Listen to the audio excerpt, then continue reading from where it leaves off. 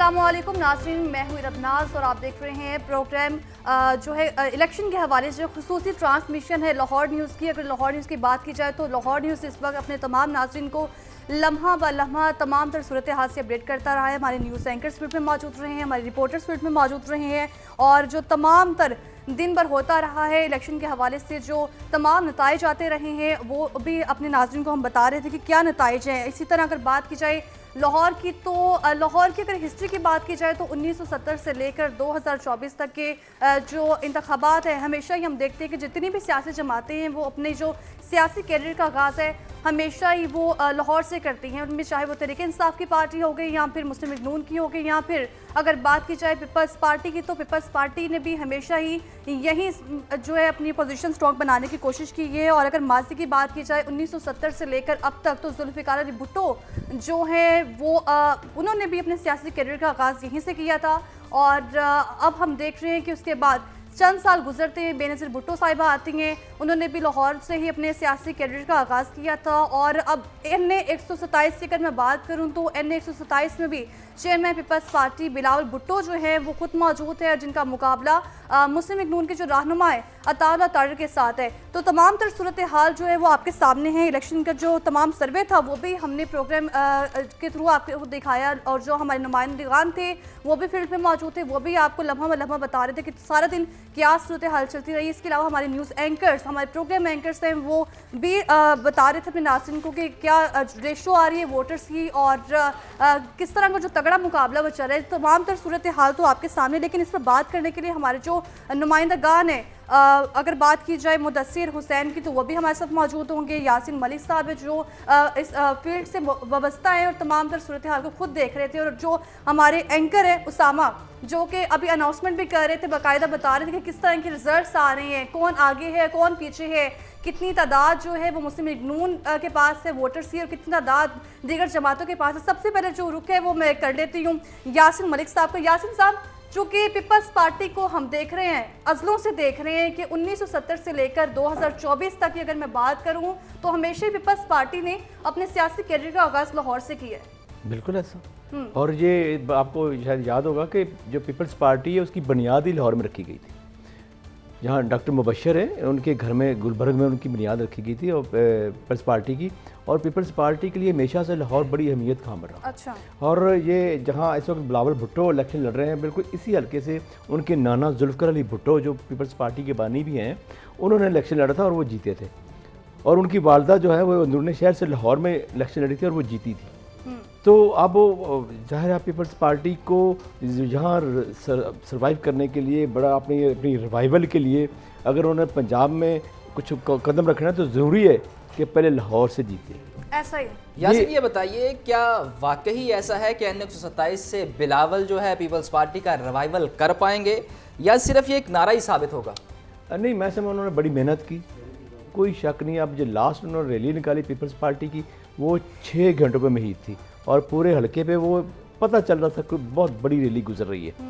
तो अभी इलेक्शन चल रहा है, प्रोसेस चल रहा है, देखते हैं। लेकिन उन्होंने मेहनत इतनी ज़्यादा की हुई है और उस पर बड़ा वर्क किया है और सिंध से बड़ी बड़ी अहम शख्सियात शैला रज़ा, शेरी रहमान, शर्जील मेमन, बड़ी और दीगर अहम शख्सियात लाहौर में डेरे डाले हुए थे। यासिन साहब, चूँकि आप इसी बीट से वाबस्ता हैं, अगर बात की जाए पीपल्स पार्टी की चेयरमैन बिलावल भुट्टो की, उनका मुकाबला एक रहनुमा से है अताउल्लाह तारिर के साथ जो कि पहली बार मैदान में उतरे हैं। तो ये बड़ा टफ टाइम नहीं था दोनों के लिए, एक चेयरमैन के साथ मुकाबला एक आम रहनुमा का जो कि अभी नए नए मैदान में उतरे हैं? नहीं, वो अपनी जगह, लेकिन चूँकि ये नून लीग का गढ़ है इस वक्त लाहौर, तो वो एक अलग चीज़ है। अभी अब जो पीपल्स पार्टी को अगर यहाँ उसकी रिवाइवल की जंग है तो वो देखिए उन्होंने लाहौर से बहुत बड़ा फैसला किया। ये लाहौर से पहले क्योंकि जनूबी पंजाब में तो उनकी अहमियत जो पार्टी जो है ना वो काफ़ी बड़ी स्ट्रांग है, लेकिन सेंट्रल पंजाब जहाँ हम लोग बैठे हुए हैं यहाँ वीक थी, तो उस यहाँ फैसला ये कर देना लाहौर से इलेक्शन लड़ने का ये बड़ी अहमियत का अमल है। और वो ये उन्होंने ये टफ तरीन टाइम दिया हुआ है। और वो आपने देखा होगा कि कैसे वो कहे अताउल्लाह तारिर इनके इंतखाबी दफ्तर में चले गए, वहाँ जाकर हमला कर दिया, ऐसा फिर ही? वहाँ से बंदे उठा लेकिन के ले यासीन, बाद गए। में सुलह तो हो गई। मुदस्सिर, आप बताइए कि अमेरिका में अलेक्जेंड्रिया वकासियो ने कई दहाइयों से जीतने वाले उम्मीदवार को हरा दिया और उसके बाद वो इंतखाबी मैदान में आगे आ गई, तो क्या लाहौर में ऐसी कोई सूरत हाल नज़र आ रही है कि लाहौर का कोई बुर्ज आपको गिरता हुआ नज़र आ रहा हो? ये इलेक्शन मैं आपको बताऊं कि बड़ा डिफरेंट इलेक्शन मैंने देखा। 2013 से लाहौर में मैं इलेक्शन देख रहा हूं, फिर 2018 का देखा। बड़ी गहमा गहमी होती थी, हलचल होता था, सड़कों में एक रश नज़र आता था और शेर के नारे यहाँ पे लगते हुए नज़र आते थे, झंडे नज़र आते थे, फ्लैक्स नज़र आती थी बड़ी तादाद में। अब भी हैं लेकिन बहुत कम है, ना होने के बराबर है। ये इलेक्शन हमने बड़ा साइलेंट खामोश इलेक्शन देखा। यहाँ पे साउंड का भी बहुत कम इस्तेमाल किया गया, फ्लैक्सेस का भी बहुत कम इस्तेमाल किया गया। सबसे अहम बात, तकरीबन मैं सारे हलकों में आज फिरता रहा।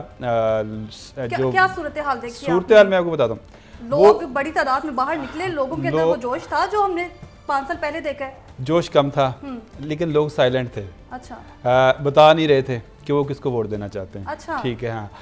ऐसा वो बहुत सारे लोगों से मैंने पूछा, कहते आपने पूछ के क्या करना है, हालांकि इससे पहले बता देते थे जब मैं। लेकिन उनका आईनी हक है, वो बताए ना बताए, ये भी तो उनका राइट है ना। ये उनका राइट है, लेकिन देखिए हम भी तो सर्वे कर रहे थे कि किसकी रेशो ज़्यादा है, किसको वोट ज़्यादा मिल रहे हैं। तो वो जब हम फील्ड में गए, लोगों से पूछा, ख़ास तौर पे मैं ख़वातीन को ज़्यादा टच किया और जो ख़वातीन थी उन्होंने ज़्यादा आज़ाद उम्मीदवार जो कि एक जमात के PTA के हमारे चाहते हैं उनका नाम लिया। अच्छा। ठीक है, ख़ास तौर पर लड़कियों ने भी, ख़वातीन ने भी और लड़कों ने भी। कुछ बुज़ुर्ग जो वोटर थे वो नून लीग का नाम ले रहे थे, बाकी तो सारे यही कह रहे थे कि जो आज़ाद उम्मीदवार के हमायत याफ्ता हैं एक पार्टी के, उनको वोट देना चाहते हैं।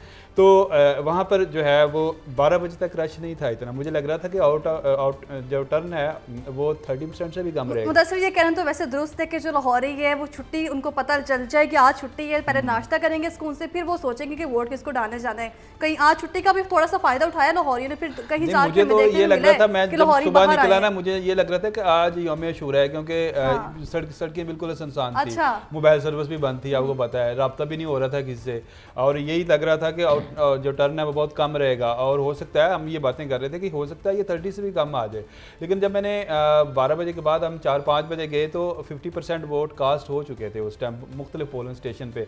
और कुछ ऐसे पोलिंग स्टेशन भी थे जहाँ पर बहुत रश लगा हुआ था। तो मैंने प्रेसिडेंट ऑफिसर से पूछा तो उसने कहा यहाँ पे 60% भी हो गए। तो ये बड़ा, फिर बाद में हमने रश भी देखा, लेकिन ये तो की जा रही थी कि रश ज़्यादा है तो टाइम बढ़ा दिया जाएगा, फिर टाइम भी नहीं बढ़ाया गया। तो मेरे ख्याल में बहुत सारे जो वोटर्स थे उनको ये भी शिकवा था कि यहाँ पे जो हम वोट डालने आ रहे थे पिछले कई सालों से, यहाँ पे हमारा वोट शिफ्ट किया गया।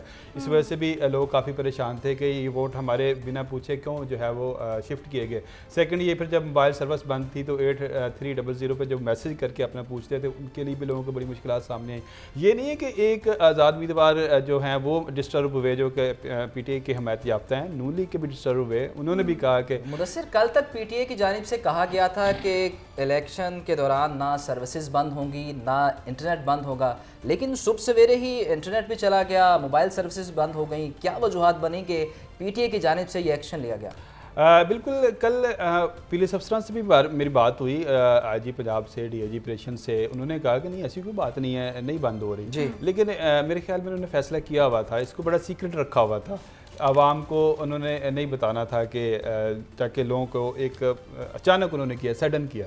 तो जब बंद हो गई तो फिर जैसे एक मैसेज चलता है कि सोशल मीडिया पे जी पहुँचे जी, सारे वोट कास्ट करने के लिए पहुँचे, जब मैंने भी कास्ट कर लिया, लोग वीडियो शेयर करते हैं, वो जो है ना वो काम नहीं हो सका। इसी वजह से जो है ना वो ये तोक़ो की जा रही थी कि टर्न कम रहेगा, लेकिन अब जो है टर्न कम रहेगा ऐसा हुआ है। मुदस्सिर, आपकी तरफ दोबारा यही बात, यहीं से स्टार्ट करेंगे गुफ्तगू का सिलसिला। अच्छा उसामा, चूंकि इससे पहले हम रिजल्ट भी अनाउंस कर रहे थे, और अगर NA 127 की बात की जाए तो उस हवाले से तो वो बड़ा मेन हल्का भी है, और यासीन साहब यहाँ पर मौजूद है, उनको बताएंगे किस तरह के रिजल्ट्स आए, क्योंकि वहाँ पर वोटर्स की तादाद जितनी है उसके मुताबिक रिजल्ट्स नहीं आए। इस हल्के में सरप्राइजिंगली बिलावल भुट्टो हमें आगे नजर आए हैं।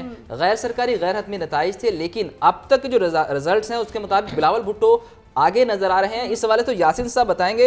यासीन साहब, आप बताइए, क्या ग्राउंड पर इतना वर्क किया गया या ये अभी कबल अज वक्त है कि बिलावल जीतते नजर आ रहे हैं? नहीं, कुछ लोगों को तो ये ख्याल है कि पीपल्स पार्टी शायद लाहौर से ख़त्म हुई, ख़त्म नहीं हुई। पार्टी ये बहुत बड़ी पार्टी है, लोग इसको ईजी ले रहे हैं।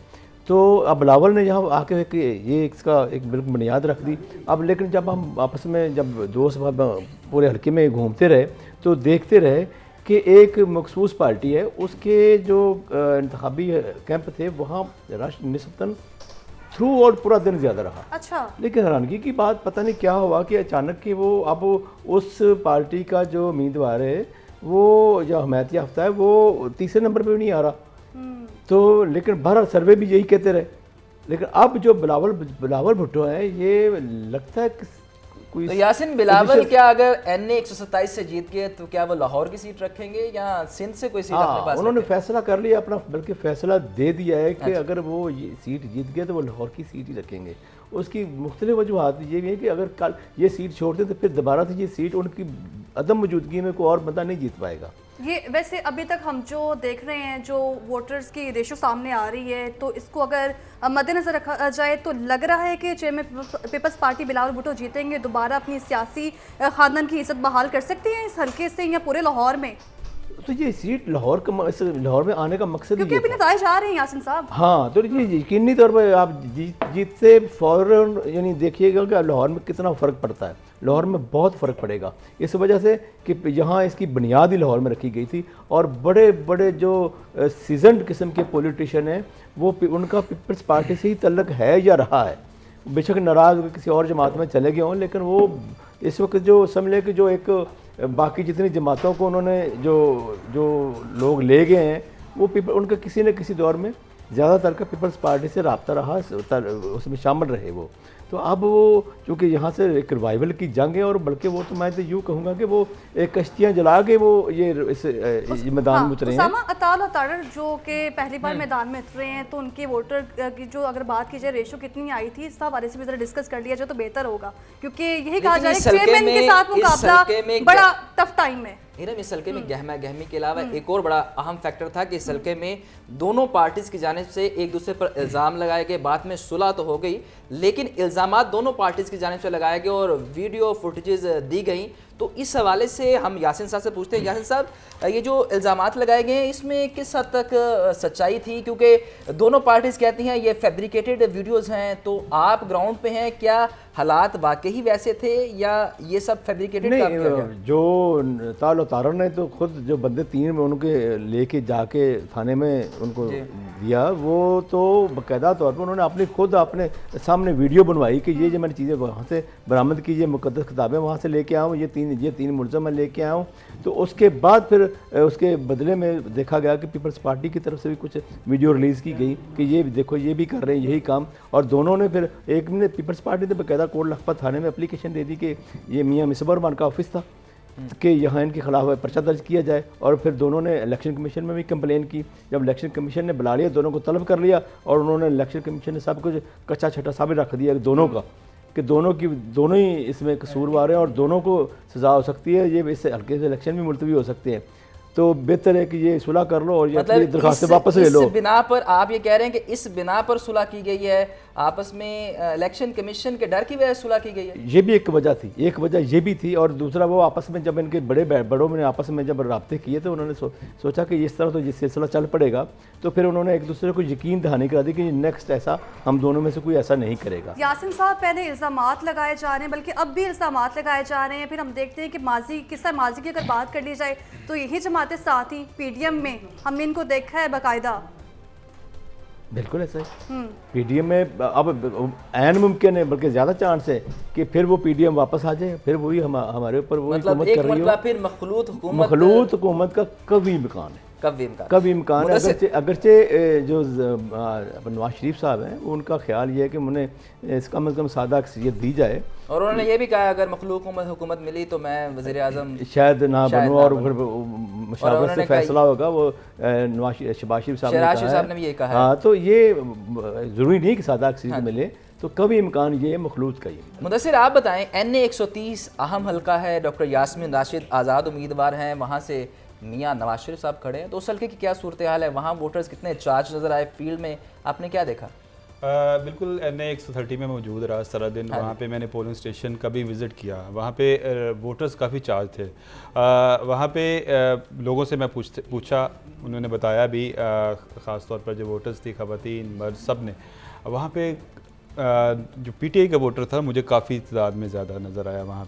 वहाँ पे नवाज शरीफ के भी वोटर थे, ये नहीं कि उनका आबाई हल्का था, पुराना हल्का है, लेकिन जो यास्मीन राशिद को जो हमदर्दी के 72 उसकी उम्र है और कैंसर की वो मरीज़ हैं, सेकंड वो जेल में भी हैं, हमदर्दी का वोट उसको बहुत पड़ रहा था। लेकिन मुदस्सिर, अब तक जो रिजल्ट आए हैं, जो गैर सरकारी गैर हतमी नताइज हमने अनाउंस किए हैं, उसमें तो अभी तक मियाँ साहब काफ़ी अच्छी लीड से आ गए। हाँ, मियाँ साहब लीड कर रहे हैं, लेकिन यास्मीन राशिद वहाँ पे लेकिन इस हल्के में 2018 में तो वहीद आलम साहब जीते थे। मोटिवेटेशन जितनी मर्जी हो, लेकिन वहीद आलम साहब डॉक्टर यास्मीन राशिद को हराया था। और इस मरतबा तो पाकिस्तान मुस्लिम लीग नून के अहम रहनुमा और उनके चेयरमैन या आप सबसे बानी, अब तो कायद हैं वो, और वो इस हल्के से खड़े हैं। हो सकता है कि नवाज शरीफ जीत जाएं, जैसे कि उनकी लीड चल रही है, लेकिन मैं ये कहूँगा कि कंपटीशन अच्छा होगा। ठीक है मुदस्सिर, आप बिल्कुल ठीक कह रहे हैं, लेकिन यासिन साहब अगर बात की जाए NA 127 तो मेन है ही, ज़रूरी हल्का है, क्योंकि तमाम सियासी जमातों की नज़रें इस पर थी। लेकिन अगर बात की जाए NA 130 की तो इसको नज़रअंदाज नहीं किया जा सकता। इसमें स्पेशल कायद मुस्लिम लीग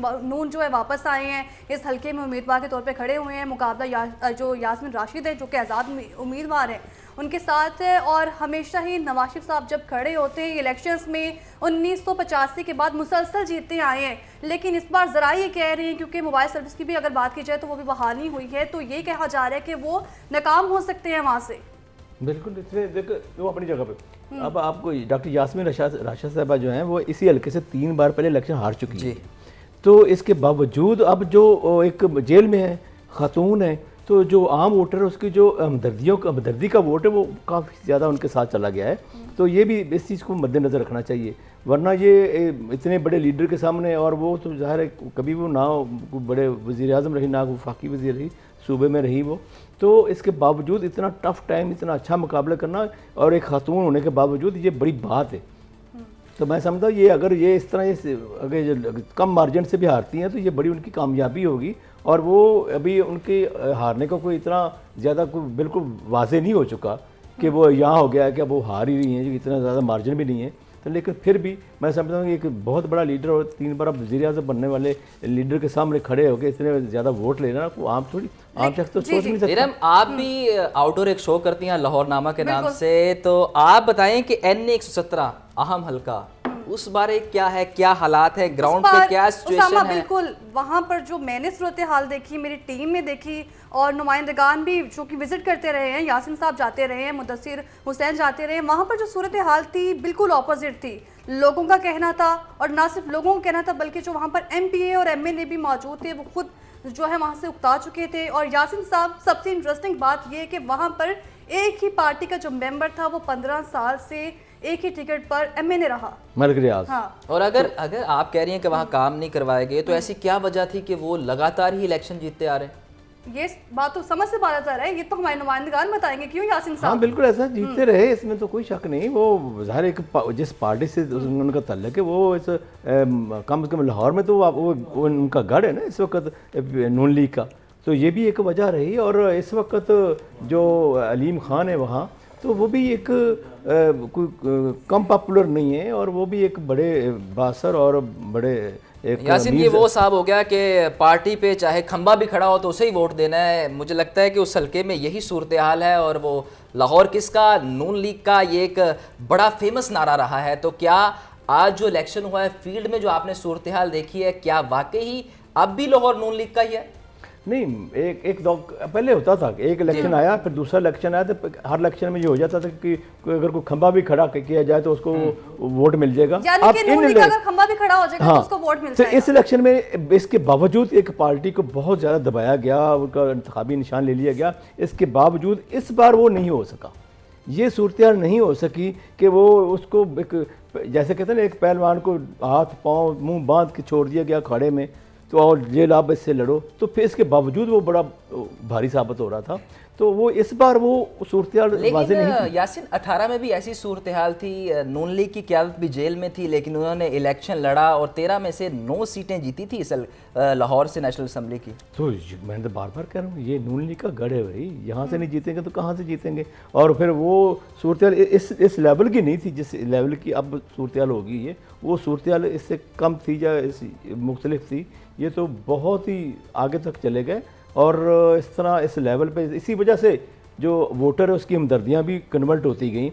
और वो इस जो आम जो जिनका कोई तल्लक नहीं सियासत है, जो गैर जानबदार वोटर है, वो ख़ास तौर पर और ख़ास तौर पर जो यंग वोटर है, जो उन्होंने ये मरदमशुमारी के बाद जिनके वोट रजिस्टर्ड हुए हैं, वो वोटर यंगस्टर है, वो चार्ज है उन या ये जो जैसे मुदस्सिर ने कहा कि इसका टर्न आउट बहुत ज़्यादा है, वो टर्न आउट उनकी वजह से है, वरना वो शायद बहुत टर्न आउट कम होता। उनको उनका पहला वोट था, लेकिन पहली दफ़ा यासिन वोट डाला साहब, था। 2018 के अगर इंतखाबात की बात की जाए, जो नतीजे थे उस वक्त, अगर वोटर्स की तादाद की बात की जाए तो अभी भी 5,20,000 से ज़ायद वोट है, और उस वक्त भी 4,20,000 से ज़ायद वोट होंगे यकीनन।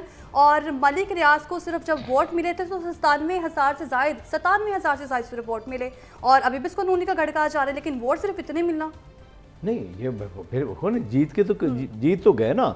अब ये तो नहीं ना, अब इस वक्त देखें आप ओवरऑल देखें, जैसे अब वुकला है जी, वुकला को उनके देखें, वो जैसे सलमान अकरम राजा हैं, सदा लतीफ़ कोसा हैं, वो उनकी लीड है, वुकला है ना, उनका एक बड़ा एक ग्रुप है, दबदबा होता है, और वो वकील हैं, उनको क्यों कुछ छिड़ा जाए। बाद में आम आदमी की निस्बत उनको तो कोई नहीं हिला सकता।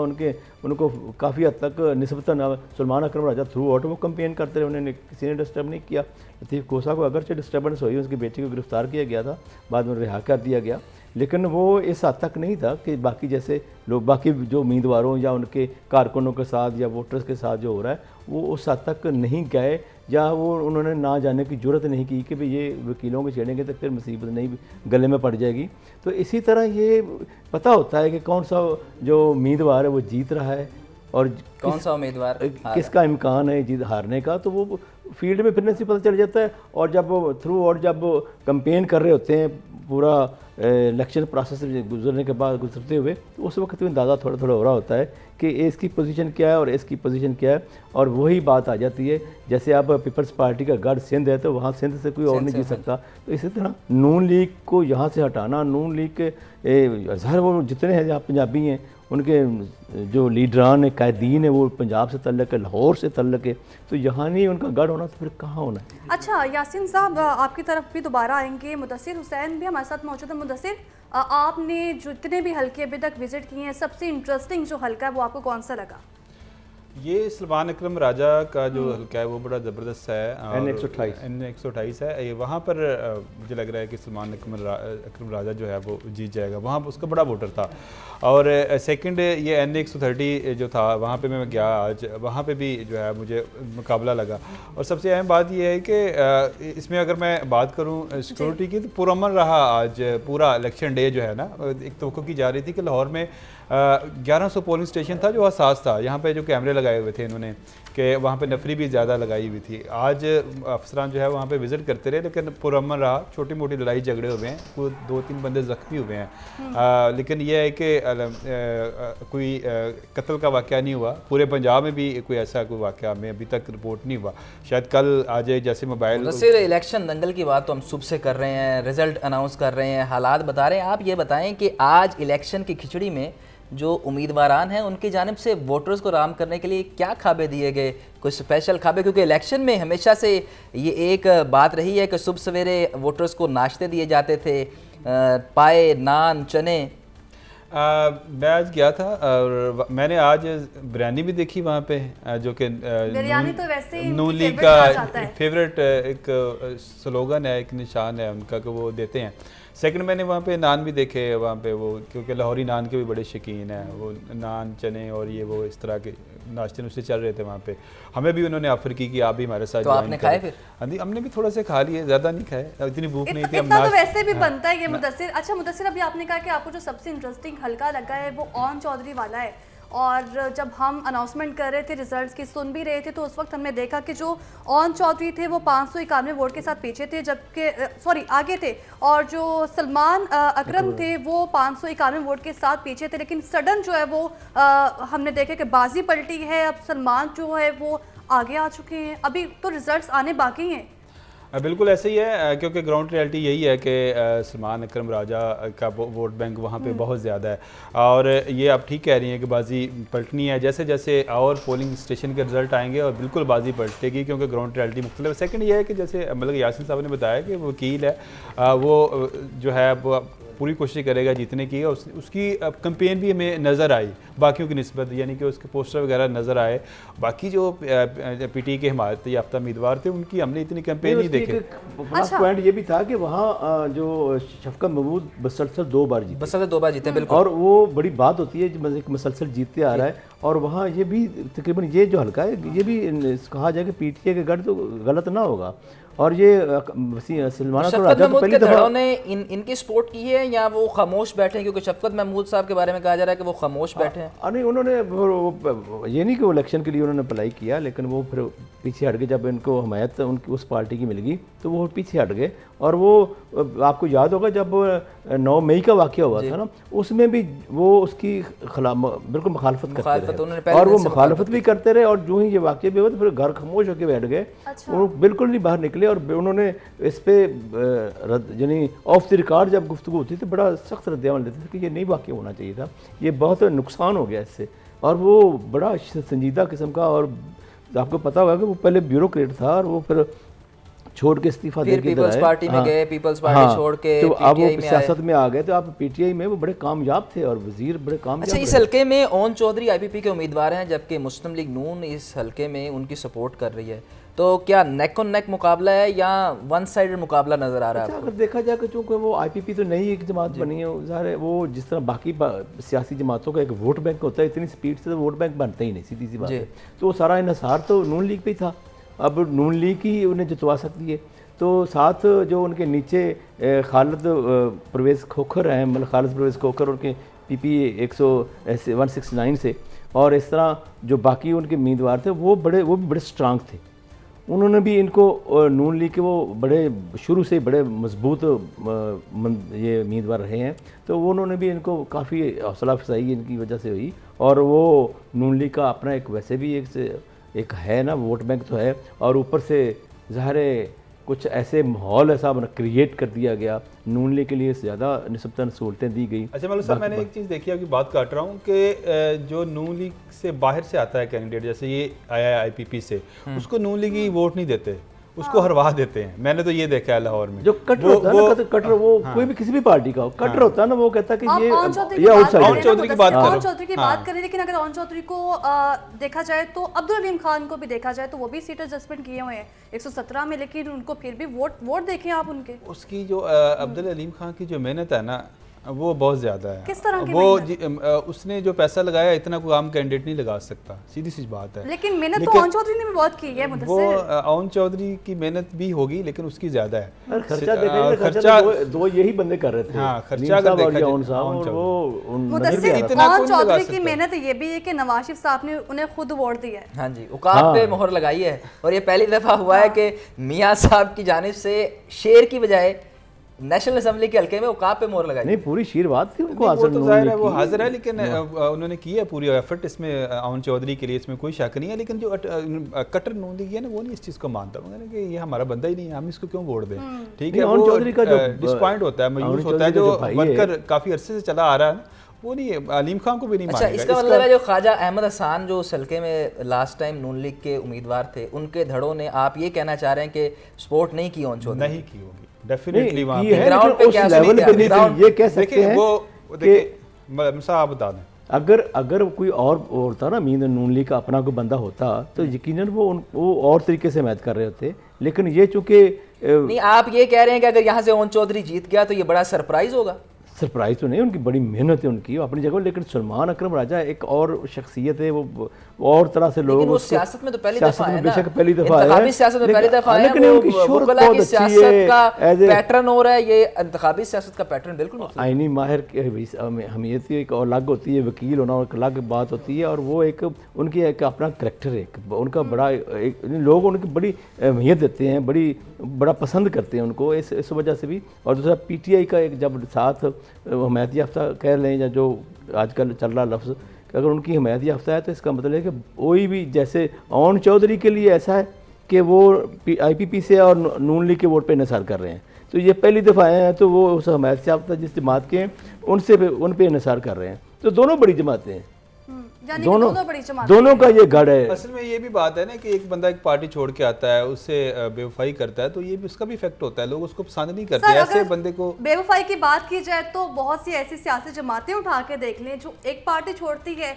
और तहरीक इंसाफ में चली जाती है, तहरीक इंसाफ छोड़ती है तो पीपल्स पार्टी में चली जाती है, पीपल्स पार्टी छोड़ती है तो नून लीग में और चली ये जाती है। उन लोगों को लाइक नहीं किया जाता। 90% हमारे उम्मीदवार जो ऐसे जो हैं। जेन्युइन वोटर है वो उन लोगों को लाइक नहीं करते, इनको नापसंद करते हैं, इस वजह से वो फिर हारते भी हैं। ऐसे नहीं है कि वो सारे थ्रू आउट जीतते भी हैं। सर कुछ जीत इनका- भी जाते हैं।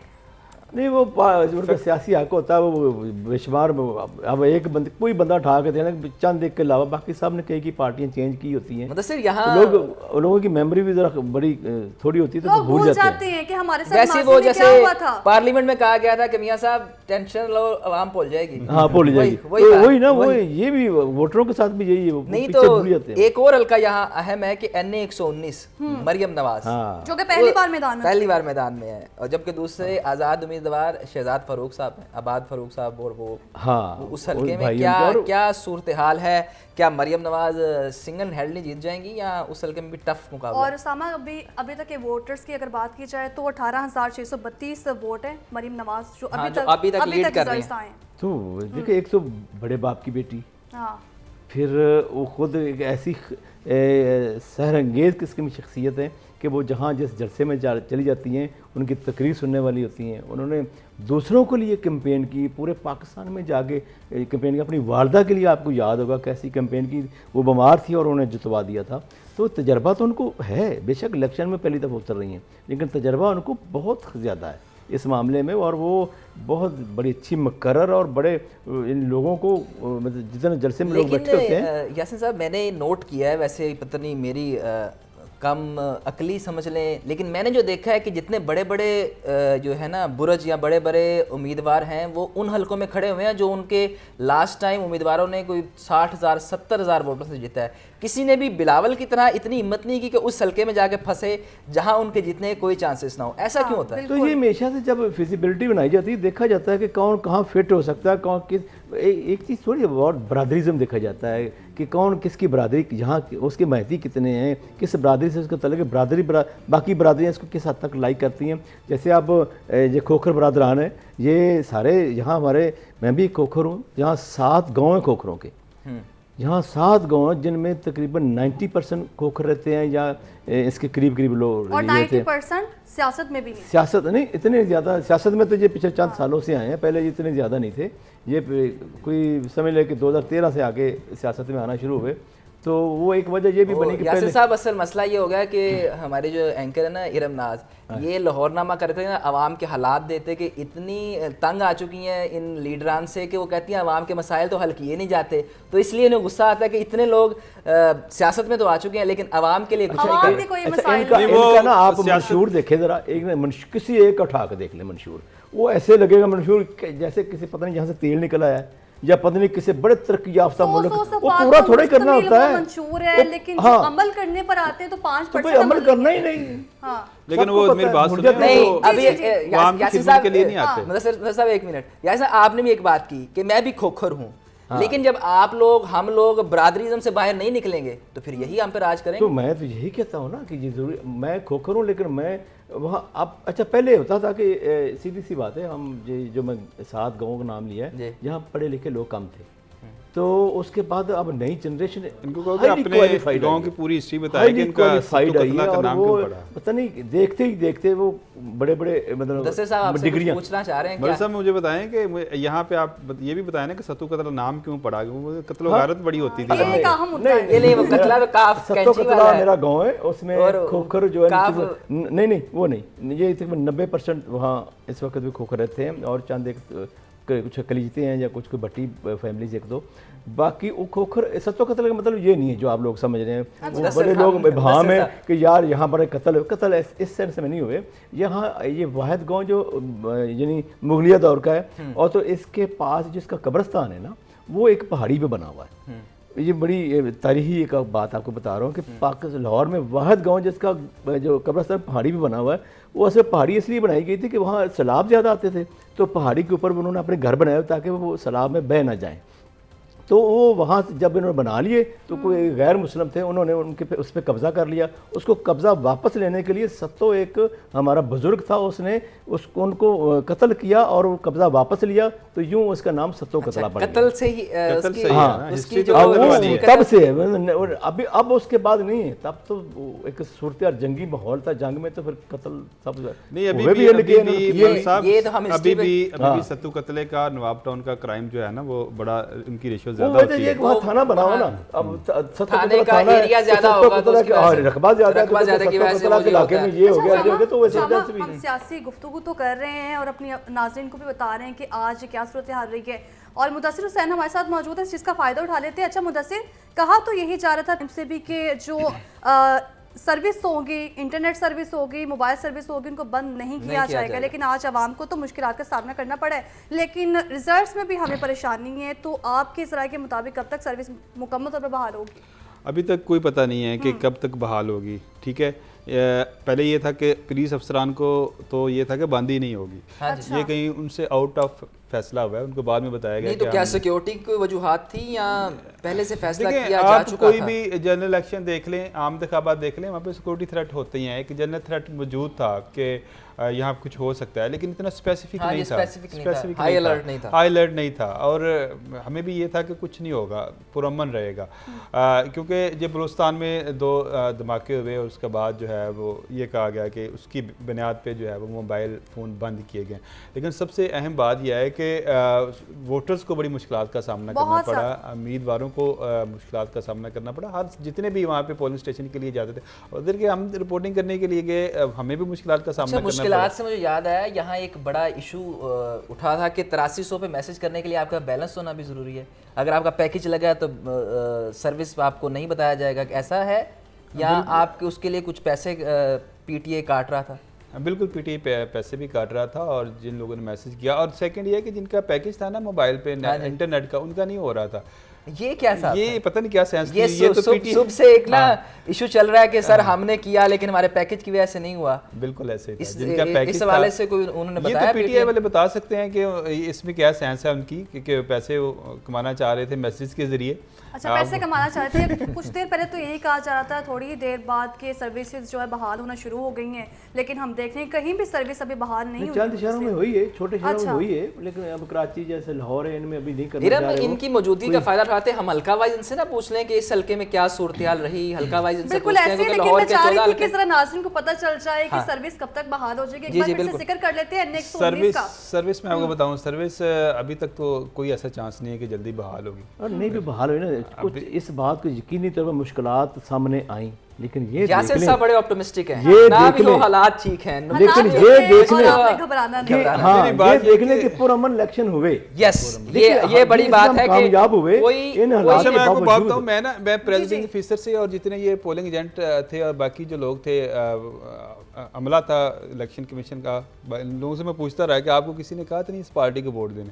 उन्होंने कहा कि नहीं, ऐसी कोई बात नहीं है। लेकिन ये है कि वहाँ पे पुरअमन इलेक्शन हुआ है, वोटर को पूरा हक था जिसको मर्जी दे, किसी को नहीं कहा जा मुदस्सिर, रहा था। आप जो मर्जी बिल्कुल कह लें, ऐसा ही जब है। रिजल्ट आएगा तो जो पार्टी हारेगी हमेशा की तरह वो धांधली का धांधली का इल्जाम इल्जाम लगाएगी। इस मुल्क में जब से इलेक्शन होते आ रहे हैं, हमने तो कम से कम यही देखा है कि देखिए, हारने मेरी वाला बात कहता है जी सुने, जितना रिजल्ट डिले होगा ना उतने शक व शुबूत पैदा होंगे। अगर देखिए मोबाइल सर्विस बंद है, ये भी शक व शुबूत पैदा हो रहे हैं, शकूक पैदा हो रहे हैं कि ये क्यों बंद है, इसको ऑन लेकिन होना मुदस्सिर, चाहिए रिजल्ट्स तो इंटरनेट। हमेशा ही ताखीर का शिकार आ रहते हैं आम इंतखाबात क्योंकि की कंपाइल बात करने करें, के कोई टाइम भी पिछले नहीं। इलेक्शन में धांधली का काम भी हमेशा ही लगता है आरटीएस फिर। सिस्टम हाँ, बैठ गया था सिस्टम पिछले रखे ना। इलेक्शन में।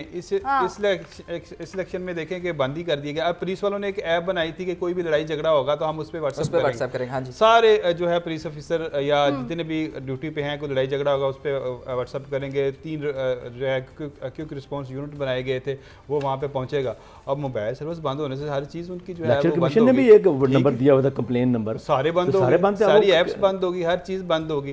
किसी को पता ही नहीं था कि कैसे रिस्पांस करना है, क्या करना है, बस अपनी मदद आपके तहत लगे रहे। लेकिन ना हमने पुलिस ये अफसरों भी को पता देखा था। है कि जैसे हम 5 साल पहले की बात की जाए तो गहमा गहमी होती थी और कुछ इस तरह का वाकया सामने आ जाता था उसामा, लेकिन जी। इस बार बहुत ही जो है अमन था इस वक्त, वो अमन चीज़ नहीं नहीं था, देखी मैं हमने, तो कहूँगा- जैसे हंगामा होता रहा है। नहीं, ये इलेक्शन जो है ना एक फेस्टिवल है, इसको अच्छा। ये फेस्टिवल की तरह होना चाहिए, यानी कि फेस्टिवल आप चाह की रहे तरह होना हैं चाहिए, कि खुश- मतलब एक दूसरे के पोलिंग बूथ के पोलिंग जो कैंप है उसके सामने नारेबाजी होनी चाहिए जैसे पहले देखिए हो रहा है। डोल्ड मक्का होना चाहिए, सारी चीज़ें चलनी चाहिए, जो जीते उसको जश्न करना चाहिए। ये क्या मुर्दा इलेक्शन, खुश्क इलेक्शन, हाँ, इसमें ये- पता ही ये- नहीं है, ये मजा ही election नहीं ऐसे ही है। थे, वाकई ठीक सही है, है। इस तरह इलेक्शन में ये वाकई सही कह हमें रहा है। वो ना वो ज्यादा बैनर्स नजर आए, देखिए ना ये कोई अब ऐसी देखिए दुनिया- रैलीज नजर आप आई। दुनिया में जहाँ- कोई ढोल जहाँ मक्का मर्जी नहीं, चले कोई जाएं। खाबे नहीं, कुछ भी नहीं। लोग बड़े यानी हालांकि जब मैं देखा मैंने कि एक जैसे यासिन आपकी बात काट रहा हूँ, आपने अपनी सहाफती जिम्मेदारियां अदा करते हुए ये कितनवा इलेक्शन था जो आपने कवर किया, मतलब जनरल इलेक्शन? ये कुछ तकरीबन समझ लें 12 में से ये 12वां इलेक्शन था। जी, जी। इसमें से 50% इनकी से ज़्यादा तो काफी मेरे एज आपने हैं। 6 हाँ। इलेक्शन कवर किए हैं, हाँ। तो इस इलेक्शन में क्या खास बात थी ऐसी क्या जो मुख्तलिफ थी, या जैसे आप कह सकते हैं कि यार इस इलेक्शन में ये कुछ नया था, ये कुछ अच्छा था, या ये थोड़ा सा नहीं होना और चाहिए? ये भी बता दें कि फ्री एंड फेयर जो आवाम कहती है कि धांधली के बिना इलेक्शंस हुए हैं, वो भी कभी देखे आपने? क्योंकि आवाम अच्छा फिर नहीं, भी कहती है। वो तो शायद हमारी हाँ। किस्मत में नहीं है, शायद नहीं देख पाएंगे हम अपनी ज़िंदगी में, क्योंकि पाकिस्तान है यहाँ तो अब हर हारने वाला हर हारने वाला ये कहते हैं। याद होगा कि जब BNP भुट्टो ये सर माजरत आपकी बात का यहाँ एक और भी है कि अगर कोई आगे निकल जाता है हम उसे भी कहते हैं वो एक चक्कर ना गया है। तो ये हमारी एक क्या कहते हैं फितरत बन चुकी है कि हम जब कुछ चीज़ हार जाते हैं ना हम कहते हैं इन्हें कुछ कीता बस हार नहीं मननी। हाँ और इस तरह की एग्जांपल्स समझ हमने ये देखी पूछे। भी हैं उसामा, इस तरह की एग्जांपल्स हमने देखी भी हैं। ख्वाजा साद रफीक साहब को देख लें, जब 2018 के इंतखाबात हुए तो धांधली के इल्जामात सामने आए, बानी पीटीआई थे जिनका मुकाबला था और वो जीते, फिर दोबारा इंतखाबात हुए और दोबारा ख्वाजा साद रफीक MNA मुंतखब हुए, उस वक्त भी इस तरह के इल्जामात आपने देखे हैं। हाँ बिल्कुल ऐसा भी रहा। अब ये जो इलेक्शन है, ये मैं तो पहले भी एक दो दफ़ा कहते को ये यकसर मुख्तलिफ थे बाकी इलेक्शनों से।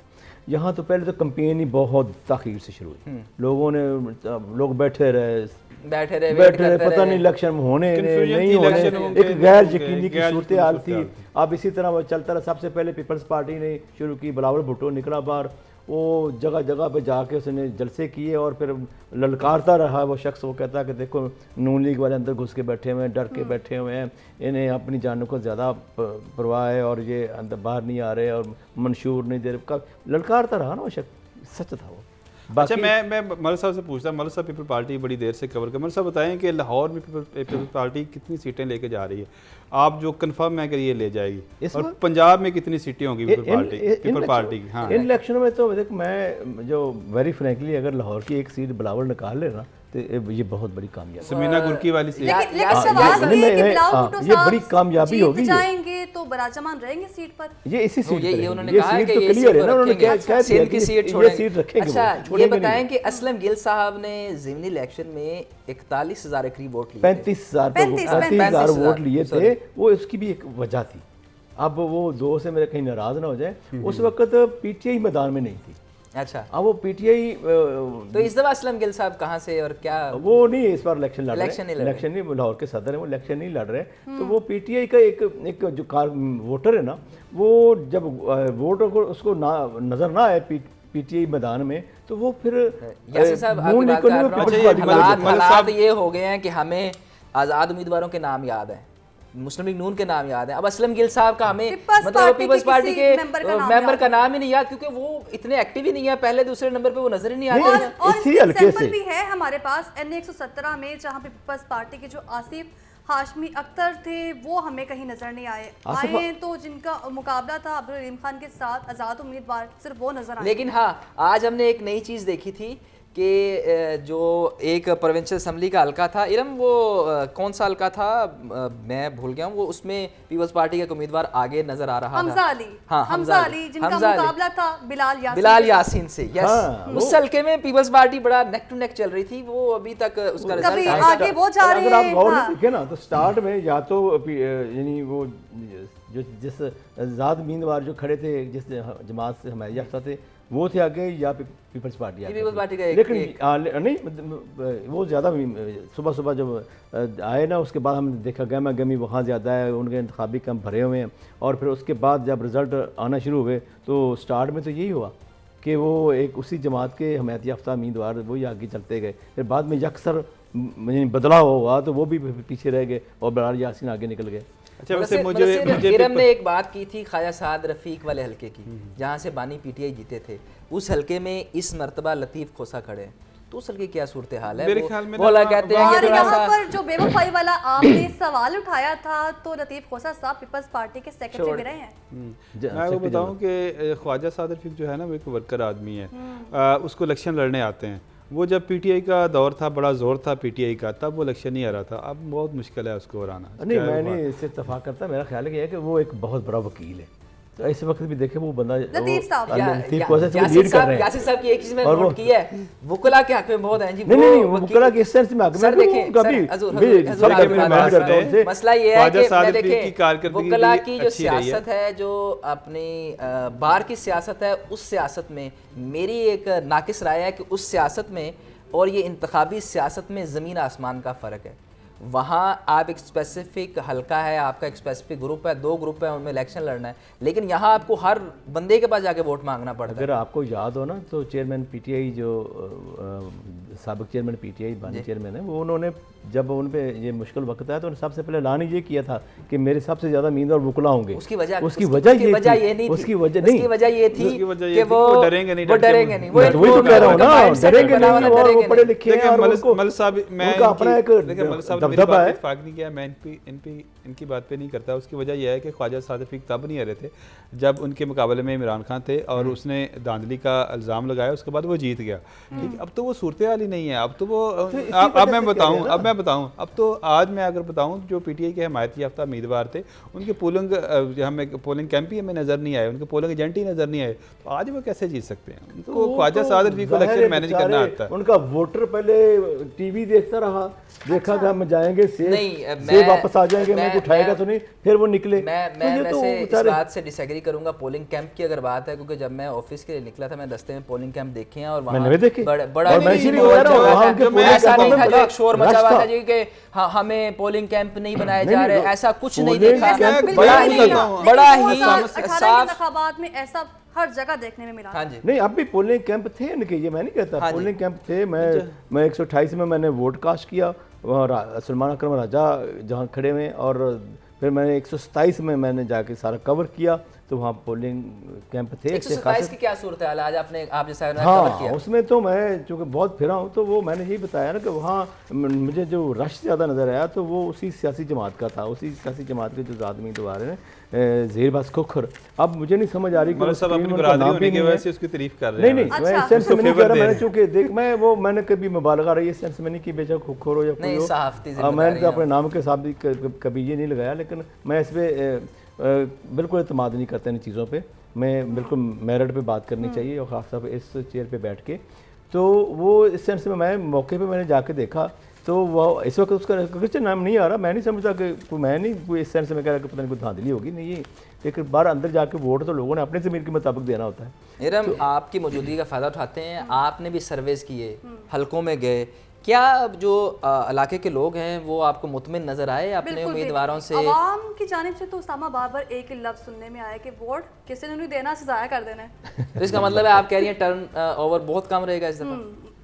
सर्वे के मुताबिक तो यही कहा जा सकता है। लगता ऐसे ही था, टर्नआउट कम लेकिन अब आप क्या समझते हैं कितना टर्नओवर रहेगा? क्योंकि लास्ट टाइम अगर हम ओवरऑल जनरल इलेक्शन की बात करें तो 49% टर्नओवर रहा था, पिछला 51 था।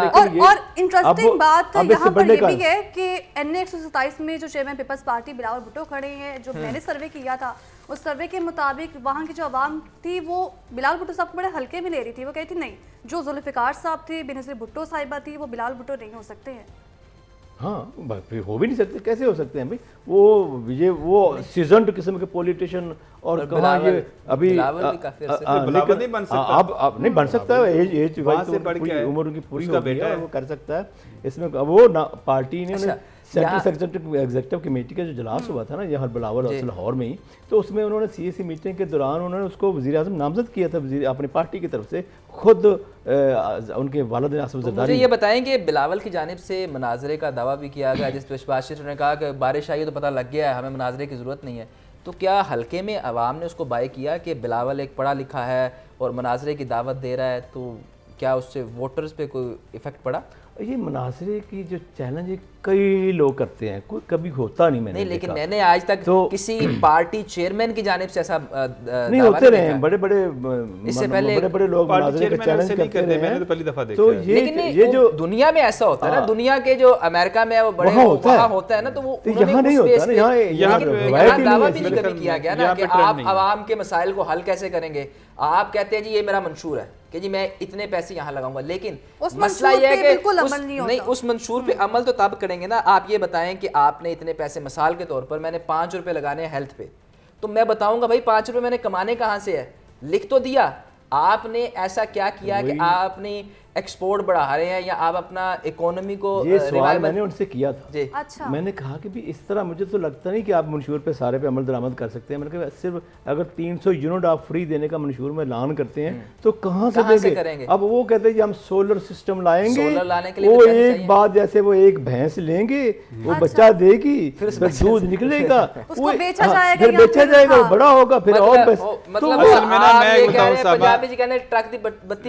असल में ये इलेक्शन ऐसा था कि किसी भी पार्टी ने कोई मंशूर नहीं दिया, सारे पुराने दावे बातें वही कि कोई काम की बात कोई मंशूर नहीं दिया, 100 सफात पर मुश्तमिल जो थे मंशूर नहीं, वो कह रहे हैं वही पुरानी चीजें, नई चीज कोई नहीं थी कि हम ये करेंगे वो करेंगे। पुराना मंजन नई पैकिंग, हाँ नई पैकिंग में, वो भी पैकिंग भी मुझे पुरानी लग रही थी। पैकिंग भी पुरानी थी, नई चीज चूरन वही है, चूरन वही है, पुराना बेचने की कोशिश की, इसी वजह से तो जाहिर है उन्होंने नाम चेंज किया अपने मंशूर के। मौजूद उनके थे एक नवाज दो और दूसरे ने कहा नई सोच को चुनो।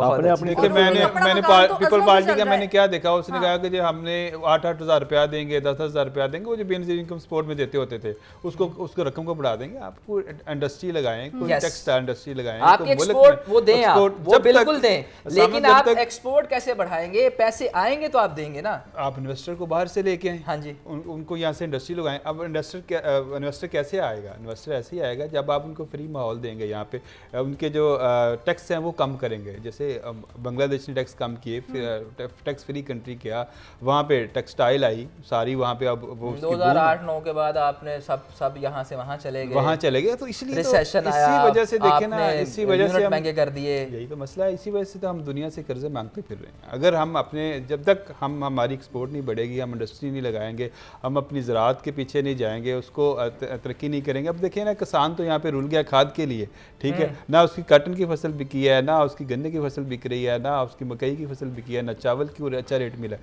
उसकी वजह है कि चीज़ें एक्सपोर्ट नहीं हो रही। जब तक चीज़ें एक्सपोर्ट नहीं होगी, इंडस्ट्री नहीं लेगी। ये मंशूर देना चाहिए था सियासतदानों को इस इलेक्शन में, ये किसी ने नहीं दिया। ठीक है, मजबूरियां तो भी देखिए ना, अब जो हुकूमत नजरअंदाज भी किया जाता है, कोई भी हुकूमत आए, चाहे वो पीपल्स पार्टी की है, हुकूमत जिस किसी की भी आएगी तो IMF का फौरी तौर पर एक प्रोग्राम लेना है, तो फिर वो बहुत जरूरी है ना, हाँ वो लेना मजबूरी है, फौरी तौर पे लेना है। तो उनकी IMF की फिर मजीद सख्त शराइत सामने आएंगी तो फिर कैसे वो? यहाँ एक सिंपल सी बात है कि आप अपनी इंपोर्ट्स, जैसे फॉर एग्जांपल यहाँ एक मेरा सजेशन या एक अदना सी राय है कि आप अपनी इंपोर्ट कम क्यों नहीं करते? यहाँ लोग जो हैं वो 2-2 करोड़ पे गाड़ियाँ बाहर से इंपोर्ट करते हैं। आप ये जो चीज़ लग्जरी आइटम है उन पे तो इंपोर्ट बंद हो सकती है ना। आप ऐसी पॉलिसीज़ क्यों नहीं बनाते? आप हमेशा से गरीब से ही जो है जनरल सेल टैक्स या दूसरा टैक्स बिजली बढ़ा के इधर से क्यों लेते हैं? आप ऐसा क्यों नहीं कुछ करते कि आप ये बात एक दफ़ा एक बड़े फोरम पे भी बात हुई जब चाइना का वज़ीर ख़ारजा है, वहाँ भी यही बात हुई कि आप ये चीज़ें क्यों नहीं करते? हम कम से कम ये तो कर सकते हैं ना। लेकिन एंड पे आके आप जो अमीर है वो जनाब उसके पास पैसे हैं, वो गाड़ी मंगवा लेता है, वो 2 करोड़ की गाड़ी, उससे क्या फ़र्क पड़ता है? आपका डॉलर बाहर जा रहा है, उसकी सेहत पे तो कोई फ़र्क नहीं है। तो इस पॉलिसी को बनाना तो इन्हीं का काम है ना। आप IMF की डील में जाएं, 100 मरतबा जाएं, मजबूरी है आपकी, लेकिन ये तो आप बना सकते हैं ना, ऐसा क्यों नहीं करते? तो देखिए ना, ये जो अभी आपने खुद कहा कि एक अमीर आदमी है वो गाड़ी महंगी इंपोर्ट कर लेता है, तो यही सोचे कि ये वही लोग जो इक़्तिदार में होते हैं, तो सर मैं तो वही जब वो खुद इक़्तिदार में उन्होंने इंपोर्टेड चीज़ें ज़्यादा चीज़ें ही वो इस्तेमाल करोड़ों करनी की है, गाड़ी में उन्होंने बैठने, फिर हलकों में विजिट करना है चीज़ें उसामा, आपके मेरे लिए और नहीं हलकों में होती। विजिट करने के बाद आवाम से पूछना है जी आप ठीक हैं या नहीं ठीक, इरम, वो वो भी एक- 5 साल में सिर्फ एक बार जब इलेक्शन करीब आने वाले हैं। ये ना मैंने एक बड़ी अच्छी चीज़ देख रहा था, तो हाँ। वो किसी ने शेयर किया हुआ था कि अब 2 दिन रह गए हैं लोगों की सियासतदानों से मिलने के, फिर लोगों ने कहा 1 दिन रह गए हैं, फिर लोगों ने कहा 1 घंटा रह गया कि फिर ये आपसे हाथ नहीं मिलाएंगे, फिर 5 साल बाद आपको सलाम करेंगे। तो ये शुरू से ऐसा होता रहा। अब आवाम को सोचना, ये रवायत ऐसी है, आवाम को अब सोचना पड़ेगा कि हमने अपने कौन से नुमाइंदे रखने हैं, कौन किसको मुंतखब करना है। जब अच्छा, तक आवाम मुदस्सिर, नहीं चूंकि रवायत का जिक्र हो रहा है और 2018 की अगर बात की जाए तो हमजा शहबाज की मैं बात करूं तो 30 अप्रैल 2022 में चंद रोज़ के लिए वज़ीर आला बने, और 2018 में ये अंदरून शहर की मैं बात कर रही हूँ जहाँ पर ये MNA मुंतखब हुए थे, और एक बार फिर से 118 में ही से ये इलेक्शन खड़ा। MNA जो के उम्मीदवार खड़े हैं जिनका मुकाबला आ रही है हमजा के साथ है। मैं इसकी बात इसलिए कर रही हूँ क्योंकि यहाँ पर नुक्ता उठाया गया आप लोगों की जानिब से कि 5 साल बाद इन लोगों ने जाना है, और 5 सालों में एक भी विजिट नहीं किया जाता। वहाँ पे गटरों का गंदा पानी है जो आवाम पीने पे मजबूर है, बीमारियाँ वहाँ पर फैल रही हैं, और सिर्फ 5 सालों में एक बार जाया जाता है, वो भी कॉर्नर मीटिंग्स के लिए। बिल्कुल ऐसे ही है, ये वो कॉर्नर मीटिंग करने के लिए जाते हैं, और वो भी अपने ख़ास बंदों के पास जाते हैं जो उनके चेयरमैन होते हैं, UC नाज़म वगैरह होते हैं, काउंसलर वगैरह होते हैं, उनसे मिल के उनको बताते हैं सारी चीज़ें, तो वही आगे से उनके लोगों को भी ये वही डील कर रहे होते हैं। तो अगर ये तो अवाम ने रवायत तोड़नी है ना, हम तो कह ही सकते हैं, बोल ही सकते हैं, ये अवाम को चाहिए कि अपनी रवायत तोड़ें, अच्छे उम्मीदवार जो काम कर सकते हैं उनको अवार्ड दें, जो उनकी फलाह के लिए, बेहतरी के लिए, बच्चों की बेहतरी के लिए कोई एजुकेशन सिस्टम को ऐसा बना दें। बड़े दावे किए गए पिछला साबका गवर्नमेंट की तरफ से, PTI की तरफ से बड़े दावे किए गए, लेकिन जो उन्होंने CM बनाया वो काउंसलर टाइप का भी बंदा नहीं था, जो बजदार था, आसमान बजदार था। पहली दफ़ा ऐसा हुआ कि जो पुलिस अफसरान, DMG अफसरान और के तबादलों में पैसे लिए गए हैरान कुन तौर पर, और लिखे पढ़े पैसे जो है वो जाते थे CM के पास जाते थे। ये लेकिन किसी ने उसकी इंक्वायरी नहीं की, किसी ने पूछा नहीं। फराह गोगी जिसका बड़ा नाम है वो बाहर भागी, बाहर से आ भी सकती लेकिन ये बताएं कि आज तक साबिका CM को क्यों नहीं पकड़ा गया? अगर इस हवाले से कोई रिपोर्ट्स थी या कोई आपके पास ऐसे शवाहिद थे तो उन पे ऐसे केसेस क्यों नहीं हुए? बिल्कुल होने चाहिए थे। मेरे ख्याल में उसने पार्टी छोड़ दी, इस वजह से नहीं उसको पकड़ा गया। अगर वो पार्टी के साथ रहते तो सारी चीज़ें, उसकी इंक्वायरी होती, उससे पूछा भी जाता, उसको कटारे में भी लाया जाता और फराह गोगी को भी लाया जाता। और ये पहली दफ़ा हुआ कि पुलिस अफसरान के तबादलों में, ख़ासतौर पर DMG अफसरान के तबादलों में, DCs के तबादलों में पैसे लिए गए। और डेवलपमेंट को तो चलो चलते ही हैं परसेंटेज, इसमें तो DC की भी परसेंटेज होती है। ठीक है, मुदस्सिर जो थे हमारे साथ मौजूद थे, जबकि मलिक यासीन और उसामा न्यूज़ एंकर भी हैं और साथ ही साथ अपने नाज़रीन को बता रहे थे रिजल्ट्स के हवाले से। आप तीनों का बहुत शुक्रिया। तो गुफ्तगू का सिलसिला दोबारा जो है वो जारी रहेगा। फिलहाल मुझे दीजिए इजाज़त, अल्लाह हाफिज़।